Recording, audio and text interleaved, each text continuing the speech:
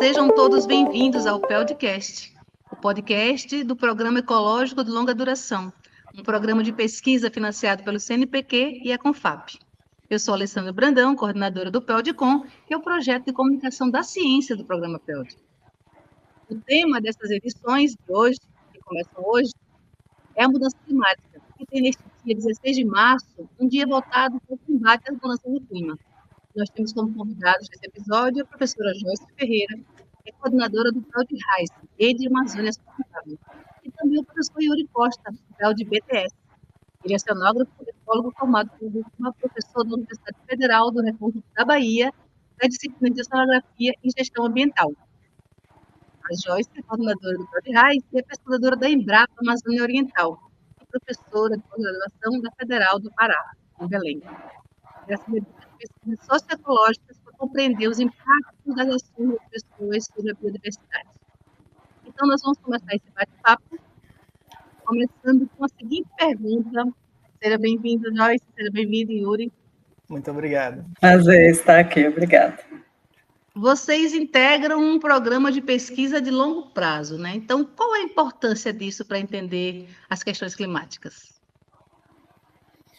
Eu acho bem interessante esse ponto, Alessandra, porque as mudanças climáticas elas ocorrem de longo prazo, né? Inclusive precisa de um tempo de observação para entender se realmente é uma mudança climática ou é alguma mudança pontual. Então, por isso que ter um programa ecológico de longa duração ele é tão importante, porque nós acompanhamos aí ao longo das décadas essa flutuação não só no clima, mas as respostas da biodiversidade, as respostas ecológicas a essas mudanças. E, Yuri, no seu ecossistema, especialmente, qual o significado de longo prazo para vocês? A gente tem olhado que a pesquisa climática ela tem se voltado muito a coisas de larga escala, né? Coisa planetária, global, elevação do nível do mar, e efeitos em longa escala. Eu acho que a grande contribuição que o PELD pode dar, o PELD BTS pode dar, é justamente esse olhar para o local. Qual é o efeito disso no local? Então, a gente tem utilizado essa ideia de ver quais são as mudanças que têm acontecendo ao longo do tempo, nos manguezais, por exemplo, que é a parte que eu estou estudando. E olhar como os manguezais eles estavam, como eles estão agora, e com esse estudo de longo prazo, conseguir avaliar quais são os efeitos, especificamente no meu caso, efeito de elevação do nível do mar sobre essa dinâmica das florestas de manguezal e a fauna que vive lá, e como isso pode impactar as pessoas que dependem desse ecossistema. Alessandro, eu achei bem interessante esse ponto que o Yuri colocou, dessa conexão do global com o local, né? Então, eu vou dar um exemplo dos nossos estudos no PELD RAIS. A gente sabe que a temperatura média global, ela tem um aumento, né, de 0,2 graus por década. Quando nós fizemos uma análise no nível da Amazônia, a gente vê que, em média, aí é meio, né, 0,5, então ela já é mais alta. Quando nós olhamos certas áreas da Amazônia, inclusive que são as mais preservadas, na região central ali de Manaus, o epicentro ali em Manaus, a gente vê que a temperatura máxima ela aumentou mais de 3 graus no quase 50 anos. Então, ou seja, quando a gente está falando da temperatura média global, você tem um cenário. Quando nós olhamos para o regional, que é a Amazônia como um todo, a gente já vê uma diferença, ou seja, a temperatura média global da Amazônia ela vem aumentando mais do que a planetária, né? E aí, quando a gente olha numa região específica, que é essa central, a Amazônia Central, as temperaturas extremas é onde elas mais têm aumentado. Então, achei bem importante esse ponto do professor Yuri, de fazer essa ligação, você olhar várias escalas, né? Como é que o seu ecossistema, como é que essa região ela se compara com essas mudanças em escala global. Eu acho bem importante, por isso, ter muitos sítios, né, espalhados em muitas regiões brasileiras, em muitos ecossistemas, é realmente fundamental. De extrema importância, né? A gente tem, são 28 anos esse ano do programa PELD, e a gente está em comemoração justamente por conta dessa série de dados que é possível, né, de se ter, e como isso pode guiar as políticas públicas numa direção do que, enquanto sociedade, podemos fazer. Então, já que vocês trouxeram essa questão do local, a minha próxima pergunta era nesse sentido. O que é que vocês percebem que possa ser dito para a sociedade já no local que vocês estudam? Eu acho que uma questão bem importante também é que, geralmente, as pesquisas elas têm olhado muito para as mudanças ambientais e talvez um pouco menos para as mudanças sociais, as pessoas que estão ali, né? Então, por exemplo, no PEL de Reis, nós realizamos estudos com esses impactos das mudanças do clima e, por exemplo, dos incêndios florestais que aumentam sobre essas populações humanas, sobre as pessoas, sobre as comunidades. Então, nós temos estudos especificamente sobre mulheres, então, entendendo como era na sua região, na infância, como é que isso vem mudando. E a gente vê que não é apenas número, né? Então, assim, esse aumento de temperatura, por exemplo, o sul da Amazônia já tem um mês a mais de seca. Né? Então, obviamente que isso impacta muito na vida das pessoas, na forma de plantar, o que plantar. Então, o que nós ouvimos olha, antigamente a gente sabia o que era o verão e o inverno, que aqui na Amazônia chama inverno amazônico, que é o período onde tem mais chuva, né? E nesses últimos anos é verão no verão, assim, ou seja, você não sai desse estado de verão, de seca extrema. Então, acho que isso é muito importante, dialogar com a sociedade desses impactos. Por exemplo, essa região onde mais teve temperatura extrema, no centro da Amazônia, é uma região bem preservada. A gente sabe que mudanças no uso da terra, desmatamento, aumenta muito os efeitos das mudanças climáticas, mas veja bem, esse grande extremo de temperatura foi encontrado justamente numa região de florestas muito preservadas, mostrando aí o papel dessas mudanças globais sobre o local, né? Então, essa importância da sociedade que está muito longe dessas comunidades, e que com certeza vai afetar a pesca, vai afetar a produção agrícola, né, a produção de farinha, a produção da mandioca, que é muito importante para eles. Eles falam, olha, a macaxeira cozinha na terra, com tanto calor. Né? Eu não consigo sair de casa após as 10 horas da manhã. Então, assim, isso é muito importante, percebermos que as ações da sociedade em qualquer lugar do planeta tem efeitos sobre comunidades locais, como é o caso da Amazônia, com impactos muito profundos e tornando essas comunidades ainda mais vulneráveis. Joyce, isso que você disse é muito forte, porque ele muda essa ideia da comunidade tradicional, que tem uma relação de entender muito bem como o sistema funciona, né? Ou seja, ela já não sabe mais se comportar porque a coisa já não funciona do mesmo jeito. Então, isso é muito impactante para a sociedade. Exatamente, é como se eles estivessem perdendo essa bússola do que eles são acostumados ao longo do tempo, né? E tiveram essa experiência. Eles estão sendo desafiados por essa mudança tão rápida no clima. Isso é um ponto-chave. Muito forte. Yuri, e você, o que você nos diz sobre... Eu vou pegar o gancho da Joyce em relação à questão da mudança, né, da temperatura global e como isso afeta a escala local. A gente tem a redução, né, do regime hidrográfico, a gente tem diminuição de chuva. Aí, diminuindo a chuva, eu trabalho há mais de 20 anos na região estuarina, né, que os pescadores costumam chamar carinhosamente de maré. E a gente sabe que quando diminui a chuva, a água fica mais salgada e modifica as espécies que vão estar ali. Então, ao longo de todos esses anos, a gente estudando, coletando lá os bichos que vivem no fundo do rio, do estuário, a gente tem observado que ele está ficando mais salgado. A gente vai lá, mede a salinidade todas as vezes que a gente vai lá, desde 2004, a gente vai em alguns estuários aqui da Baía de Todos os Santos, e ao longo do tempo a gente foi notando, né, colocando um dado do lado do outro, que ele vai ficando cada vez mais salgado. E modificando essa salinidade, a gente também vai modificar o local onde os bichos eles vão. Porque os bichos geralmente que estão ali, eles são marinhos. E aí, quanto mais vai ficando doce, menos bicho marinho consegue entrar no estuário. E aí a gente foi observando que quanto mais o estuário vai ficando salgado, mais bichos marinhos começam a estar ali, e aí começa a bagunçar a dinâmica local. Onde você tinha uma espécie que habitava um local, ela começa a ter uma competição com outra. E esse tipo de mudança, ele acaba impactando também a atividade pesqueira, por exemplo.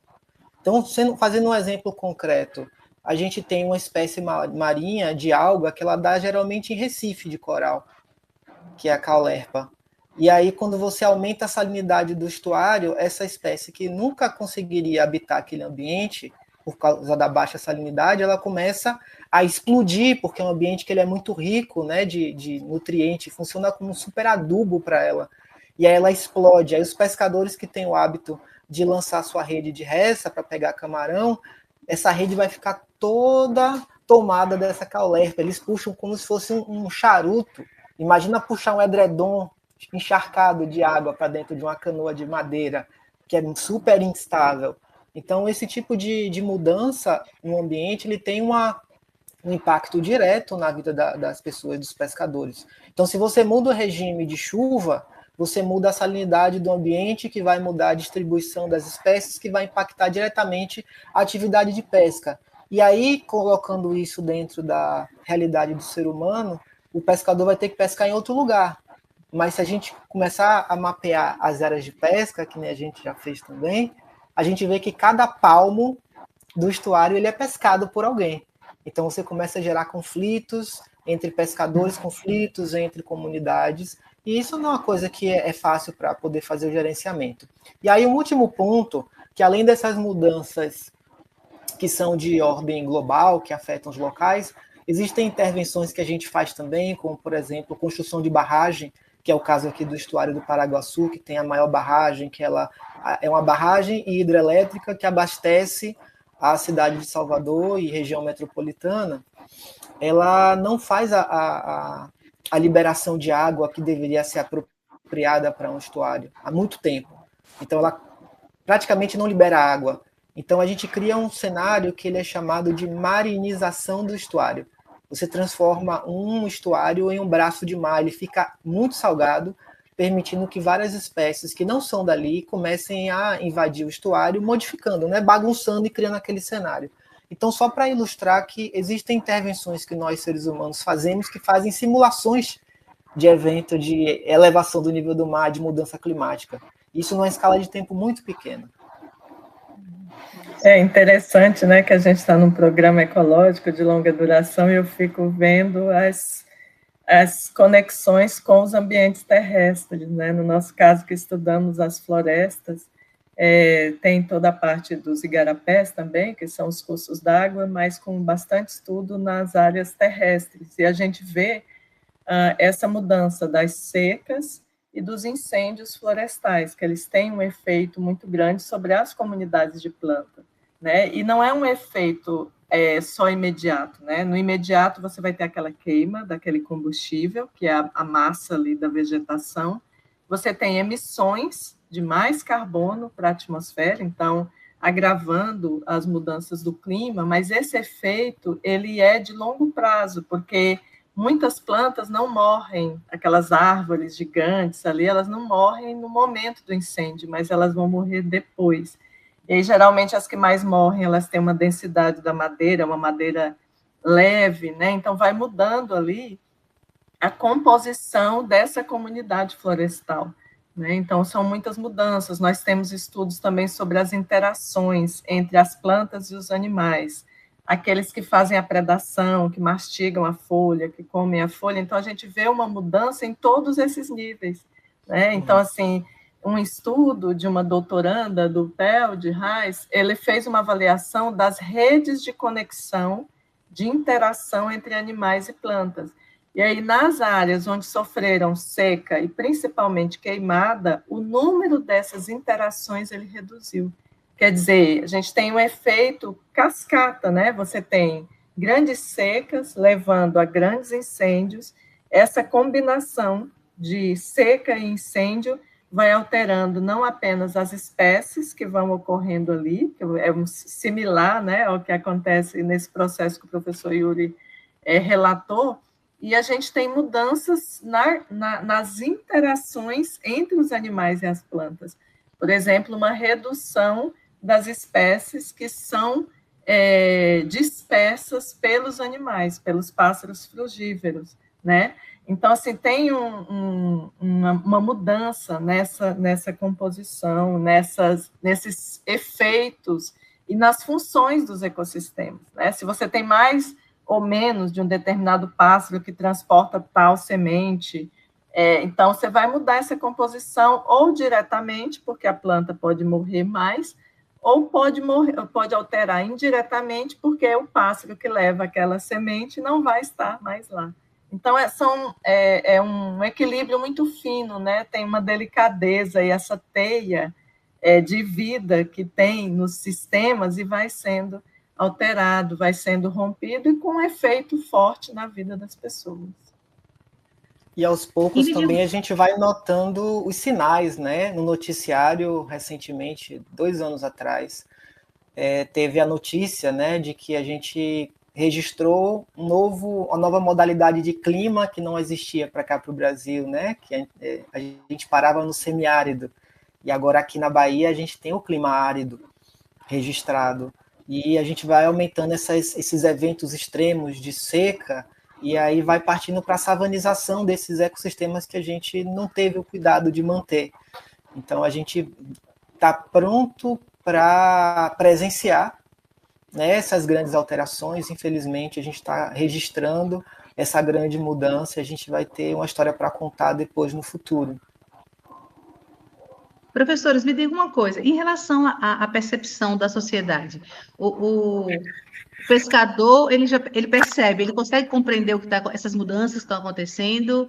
Eu queria entender um pouco o que acontece com quem tem essa relação direta com o ecossistema, a comunidade tradicional lá em Belém, né, dentro da Amazônia, e a sociedade fora, o turista, ele percebe isso, ou as pessoas ainda estão sem entender o que está acontecendo? No nosso caso, a gente foca os estudos nas comunidades locais, né? Talvez aconteça de fechamento por exemplo, em épocas de incêndios, de fechar uma unidade de conservação, por exemplo, nas áreas onde nós trabalhamos, tem reserva extrativista, que é bem importante turismo, são áreas belíssimas, né? Unidade de conservação como a Floresta Nacional do Tapajós também recebem muitas visitas, mas no nosso trabalho a gente foca nas comunidades locais, mas com certeza é muito interessante, talvez tenham estudos sobre o turismo. Mas localmente o impacto é muito grande, né? Primeiro, porque se a seca é muito severa, como ocorreu nos últimos anos, 2015, 16, 2023, 2024, foram anos de secas muito severas. Então, você vê primeiro um impacto grande no próprio transporte, porque os rios são os meios de transporte mais importantes para essas comunidades, né? Então, comunidades que levam o seu produto para a feira, a farinha, os frutos, faz esse transporte, a saúde. Então, você já rompe aí com essa capacidade de se deslocar. Então, gera uma vulnerabilidade muito grande. Você tem impactos na dieta, né, na segurança alimentar, porque se você tem uma seca muito severa, então ocorre uma mortalidade muito grande dos plantios. Então, são pessoas que realmente dependem desse plantio, de produzir o feijão, de produzir a macaxeira, a mandioca. Então, quer dizer, você perde essa capacidade produtiva e também a própria extração de produtos florestais. Né? Produtos florestais não madeireiros, então hoje você tem uma grande comercialização de castanha, de andiroba, então a gente sabe que nos meses que tem muita seca, a produção de castanha na Amazônia, ela cai muito, e a castanha é um dos produtos, junto com o açaí, que tem uma grande capacidade produtiva, tem um impacto muito grande na renda. Então, tudo isso, o açaí, por exemplo, é extremamente sensível a um clima seco, né? Uma espécie que vive praticamente dentro da água, assim, áreas alagadas. Então, tem um impacto muito grande nessas comunidades locais. Isso os estudos mostram de uma maneira muito clara. Essa pergunta de como é que as comunidades elas percebem, né, esses impactos, ela é muito curiosa, porque se a gente for transportar para o nosso dia a dia, que também é o dia a dia deles, é um caminho que a gente sempre percorre todo dia, Qualquer coisa que mudar, se tirarem uma casinha dali, a gente percebe. Né? Se colocarem uma placa nova, a gente percebe. E o mercado que a gente vai, se a gente comprava com R$100 uma coisa e hoje em dia a gente consegue comprar muito menos coisa, a gente também percebe. Então, da mesma forma, conversando com os pescadores que acompanham a gente em campo, sentando para conversar com eles, até tomando uma cervejinha com eles no bar, a gente percebe nos relatos que eles têm uma clareza muito grande de como é que essas mudanças que têm acontecido, ainda que muitas vezes alguns não associem, né, a grandes mudanças globais, eles conseguem relatar. Por exemplo, eu saí com um pescador há 2 meses atrás para fazer uma coleta de siris em um estuário que é grande. E aí esse pescador ele relatou, logo depois que a gente foi embora, essa espécie aqui ela não tinha antes. Ela não acontecia aqui. Será que ela também é exótica? Porque a gente estava também apontando, essa espécie aqui não é daqui, essa aqui, o Caribdis zeleri, o siribidu, ele não ocorre aqui, ele não é daqui, é de outra região, ele vem de navio. E aí ele perguntou, essa aqui também é? Aí eu disse, na realidade não, ela é uma espécie que ela ocorre mais para baixo, quase na desembocadura do estuário. Então ela é uma espécie mais marinha que por conta dessa coisa da salinização, ela começa a aparecer mais para cima, né, mais para o meio do estuário. E aí, da mesma forma como eu comentei, né, a que eles chamam de alface, a caulerpa, que vai fazendo um charuto com as redes de pesca, a ocorrência de cavalo marinho em comunidades que não deveria estar lá, aumento de tartaruga marinha dentro do estuário, retorno dos botos, todas essas coisas, essas modificações que eles vão percebendo no dia a dia do trabalho deles, eles vão incorporando e fazendo associações. E conseguem fazer previsões também, uma vez que eles conseguem saber qual é o período que vai entrar mais um tipo de peixe. E aí já está esperado que daqui a 15 dias, depois daquela lua, daquela maré de lançamento, vai entrar muito daquele peixe. É uma previsão que eles fazem, que sempre foi muito acertada. E de repente não entra. E eles ficam esperando. E quando vem muito menos. E aí eles observam, tem alguma coisa modificando. E começam a buscar explicações de por que está modificando. E se você perguntar para eles, eles vão saber explicar. Isso é porque nesse período era para estar chovendo e a barragem não liberou a água doce que era para poder esse peixe entrar. Então, é sempre importante a gente ter essa sensibilidade de prestar atenção nos relatos dos comunitários, né, dos pescadores, dos marisqueiros, dos catadores, porque eles têm um entendimento muito preciso de como aquele ecossistema funciona, porque eles vivem ali, da mesma forma que a gente consegue reconhecer a rua que a gente sai de casa todos os dias. Então, é muito válido a gente dar essa atenção para essas previsões e explicações de como aquele sistema funciona. Eu acho interessante isso que o Yuri coloca, de ser, geralmente, essas comunidades locais, tradicionais, indígenas, elas têm essa relação muito forte com o ambiente, né? E é muito verdadeiro, assim, por exemplo, no nosso caso, nos nossos estudos, a gente vê a importância que é o corte-queima para essas comunidades tradicionais. Então, eles geralmente produzem a roça a partir do corte e da queima. Então, essa técnica, né, ela é muito adaptada para a realidade deles, que não usam os adubos que vêm de fora, então, eles usam o adubo que é a própria floresta, né? Então, ela deixa aquela área descansar, após 10 anos, 15 anos, volta e corta aquela chamada capoeira, e aquilo vai ser o adubo que vai servir para a próxima roça. Mas eles dependem do fogo para isso. E o que a gente observa é que a floresta era muito úmida, né? Sempre foi muito úmida. E com o passar do tempo, elas estão ficando mais ressecadas, então o fogo ele escapa da roça com mais facilidade e atinge áreas de floresta. Quer dizer, uma prática que era uma tradição essencial para a segurança alimentar deles, uma prática tradicional e que agora é um desafio para eles continuar essa prática. E isso é resultado de uma combinação de coisas, não só da mudança direta no clima, mas também porque a própria paisagem ela vem sendo modificada. Então, quanto mais fragmentada, quanto mais recortada essas florestas vão ficando, mais áreas abertas, você vai tendo um microclima, que a gente chama, né? Um clima ali dentro mais seco. Então, o fogo ele vai escapar e ele vai atravessar essa floresta com mais facilidade. Então, quer dizer, é um problema gerado pela sociedade, né, em geral, e que afeta essas comunidades tradicionais especificamente, que dependem dessa forma tradicional de produzir. Então, acho que também que é um exemplo bem importante e que nós adotamos bastante nos nossos estudos, incluímos as nossas pesquisas sobre esses impactos das mudanças nas práticas, e principalmente relacionadas ao fogo. E como é que vocês avaliam a questão do que a ciência tem produzido e como as políticas públicas conseguem, de fato, se apropriar desses dados? Há um descompasso muito grande ainda, isso tem melhorado? Qual a opinião de vocês? Yuri, você quer começar? Eu sempre vou pegando seus ganchos, mas posso começar assim, Joyce. Sim, há um descompasso muito grande entre o que se produz em ciência e o que se converte em política pública, principalmente pela natureza diferente das duas formas de se trabalhar, né?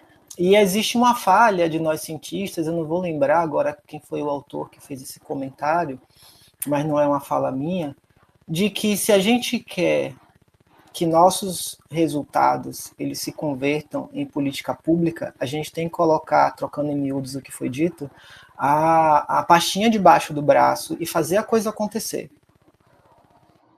Né? Mostrar, não simplesmente nas conclusões, mostrar que esse resultado ele pode servir para fomentar políticas públicas.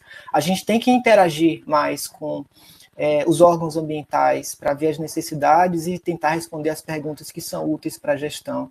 A gente tem que fazer nossas perguntas pensando em como elas podem ser aplicadas e não simplesmente fazer uma recomendação genérica de como ela pode ser aplicada, mas dizer exatamente a forma como ela pode ser aplicada.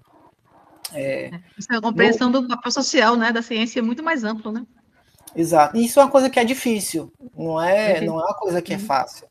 No meu trabalho final de doutorado, teve uma coisa que eu construí, pensando em uma ferramenta útil para a gestão, que era pegar os resultados de vários estudos ao longo do globo de elevação do nível do mar. Juntei todos eles e criei um modelo que faz uma previsão em que você, com poucos dados, simplesmente sabendo qual é a vazão do rio que você está estudando, que é um dado que você consegue facilmente pelas agências estaduais, federais, e a salinidade em um ponto, eu consigo prever onde a salinidade vai estar no futuro em diferentes cenários de elevação do nível do mar. Então, qual é a motivação de fazer esse tipo de ferramenta tão simples?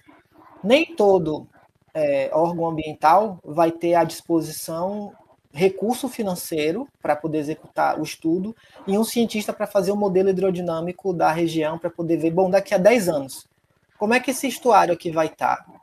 Ele vai estar mais salgado nesse ponto ou menos salgado nesse ponto? E aí retorna para aquele comentário que eu fiz de estar mais salgado em um ponto onde ele não era tão salgado, vai mudar completamente as espécies que estão ali. E isso faz toda a diferença para a gestão.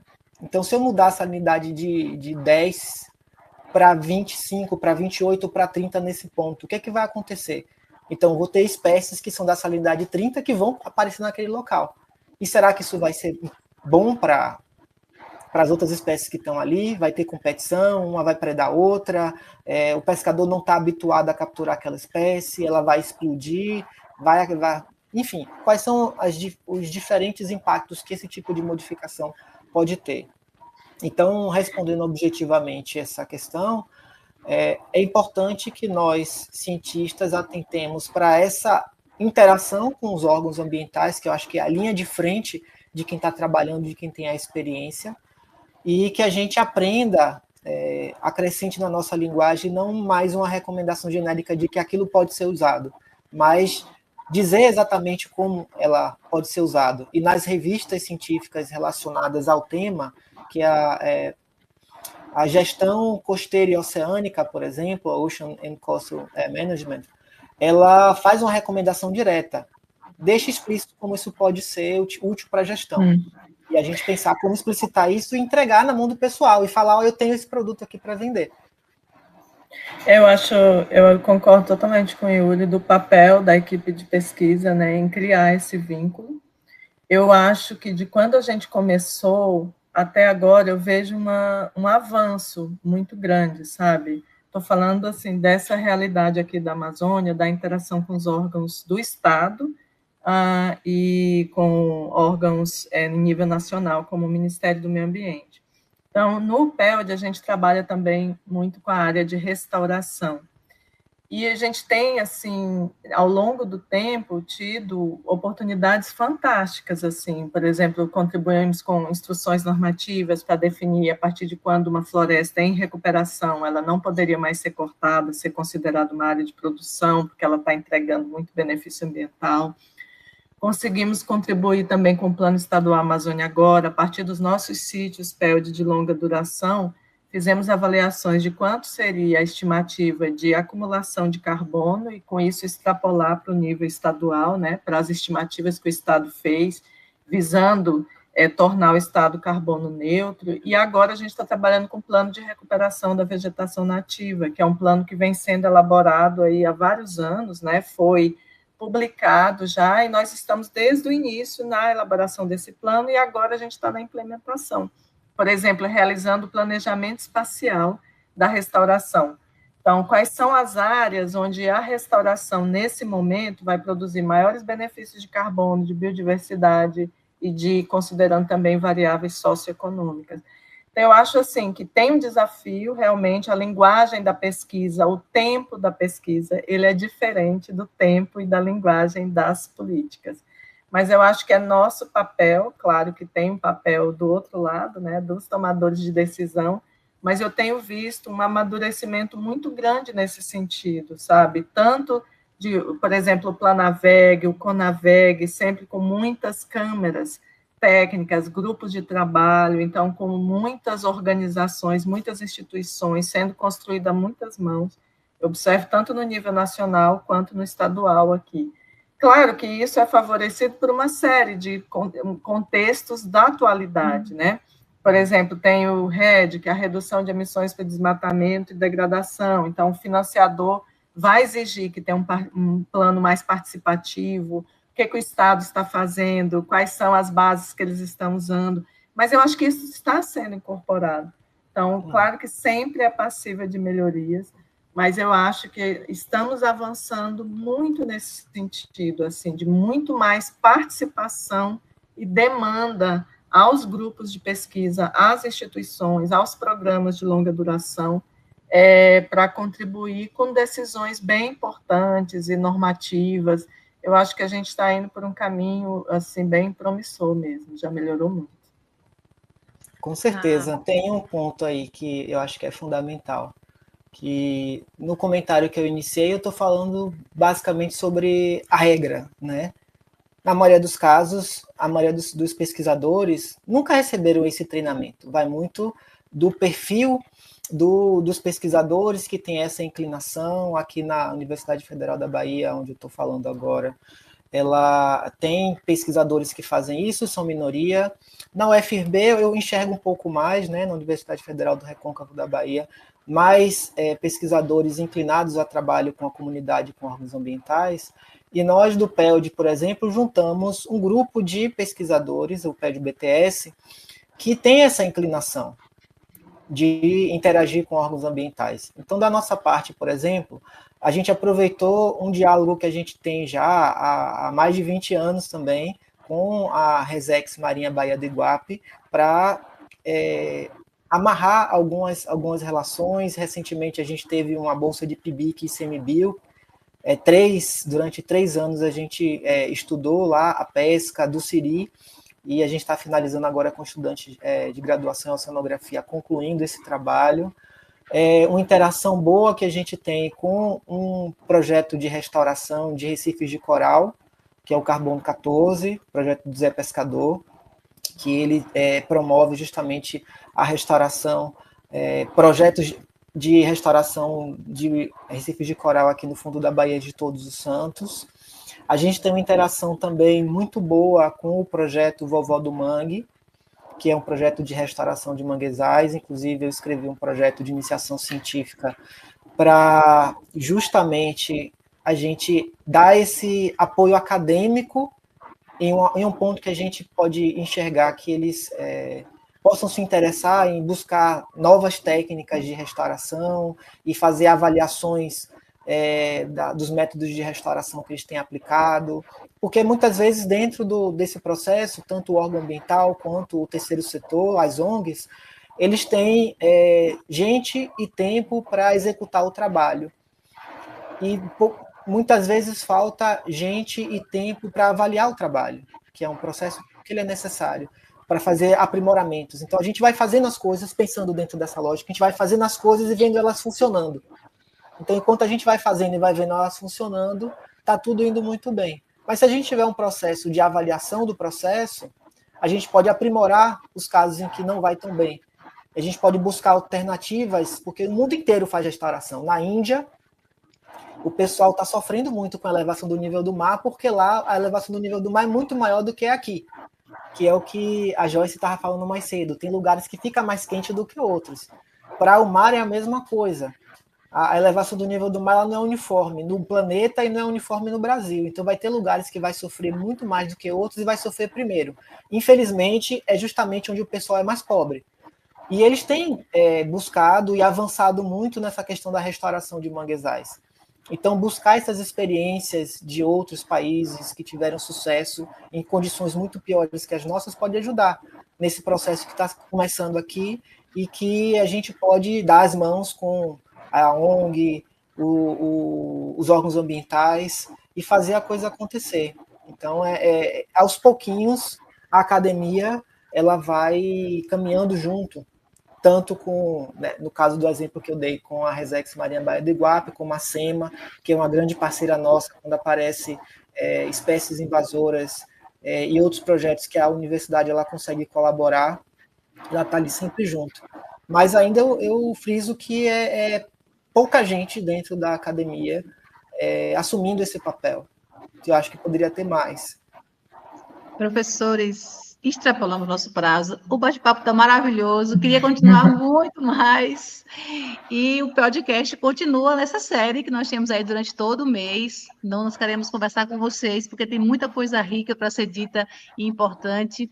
E eu espero que a gente entre no novo tempo, né? Porque a gente está entrando num tempo de mudança climática, mas também num novo tempo de comunicação entre pesquisa, ciência, gestores públicos. Então, acho que estamos, na verdade, vivendo uma nova construção nesse momento do papel da ciência e da sociedade. Muito obrigada pela participação de vocês.